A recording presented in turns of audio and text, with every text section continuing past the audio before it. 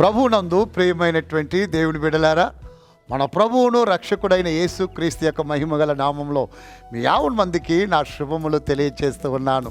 శ్రీమంతుడగు దేవుడు కృప కరుణ కటాక్షములతో నిండి ఉన్నవాడు. ఆయన మిమ్మల్ని తృప్తిపరచువాడై ఉన్నాడు.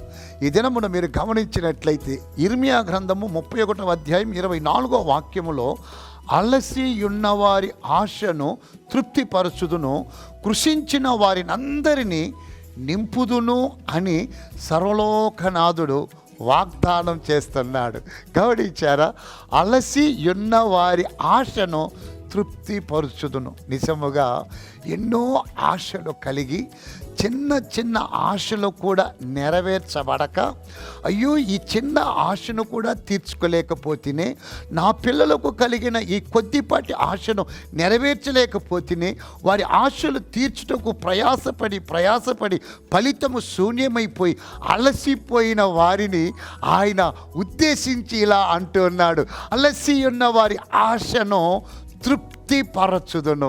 నా ప్రియతమ దేవుని బిడ్డలారా, ఏ ఆశ నెరవేరక నిరాశలతో మీరు కృంగిపోయి ఉన్నారో ఈ వాక్యము ద్వారా ప్రభు మాట్లాడుతూ ఉన్నాడు. మీ ఆశలను ఆయన తృప్తిపరచి అలసి ఉన్న మీ ప్రాణాలకు నెమ్మది కలుగు చేయబోతున్నాడు.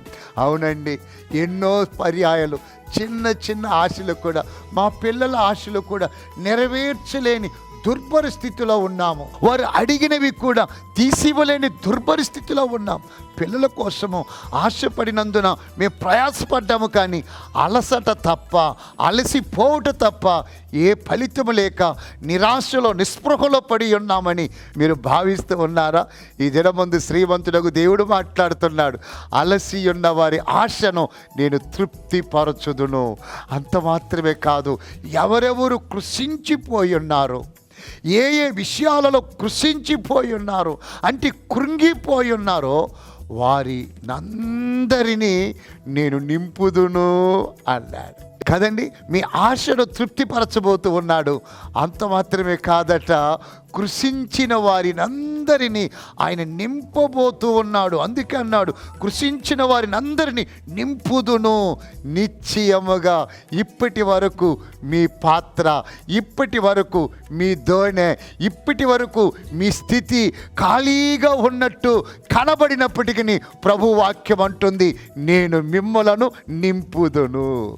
నిశ్చయముగా మీలో ప్రతి ఒక్కరూ ఇకపైన అద్భుతమైన సాక్ష్యము ఇవ్వబోతున్నారు. ఎలాగో తెలుసా? నా గిన్నె నిండి పొర్లుచూ ఉన్నది. కారణమేమిటి? వాక్యములో ప్రభులు వారు వాగ్దానంగా ఇచ్చి ఉన్నారు, కృషించుచున్న వారిని అందరినీ నింపుదును అని. కావున ఎక్కడ లోటు, ఎక్కడ కొరత, ఎక్కడ లేమి ఉన్నదో నిశ్చయముగా పేతురు యొక్క ఖాళీ దోణెను ఎలాగూ సమృద్ధిగా నింపాడో అదే ప్రకారం మిమ్మలను దేవాతి దేవుడు నింపబోతూ ఉన్నాడు.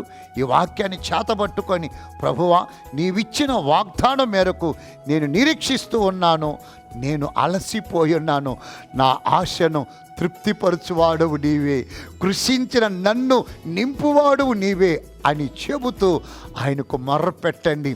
నిశ్చయముగా ఆయన మీ ఆశలను తృప్తిపరచి, మీ కొరతలను, మీ పాత్రలను నింపి మెండైన కృపలతో అలంకరించి అనేకుల ఎదుట మిమ్మలను దీవెనకరముగా నిలుపునుగాక. చిన్న ప్రార్థన. పరిశుద్ధుడు వగు తండ్రి, మా రక్షక, మీకే స్తుతి స్తోత్రములు. నిశ్చయముగా నాన్న, అలసియున్న వారి ఆశలను తృప్తిపరచు దేవుడవు నీవే, కృషించిపోయిన వారిని, కృంగిపోయిన వారిని, ఖాళీగా ఉన్న జీవితాలను నింపువాడవు నీవే. దయతో నాన్న నీ దాసులను తాకండి, నూనెతో నా తల అంటి ఉన్నావు, నా గిన్నె నిండి పొర్లుచు ఉన్నదని కీర్తనాకారుడు చెప్పినట్టు నీ దాసులకు, నా ప్రియబిడ్డలు చెప్పగలుగునట్లు వారిని తృప్తిపరచి, వారిని నింపి మీకే మహిమ, ఘనత, ప్రభావాలు పొందమని యేసు క్రీస్తు యొక్క దివ్య నామములో ప్రార్థించి వేడుకుంటున్నాను తండ్రి.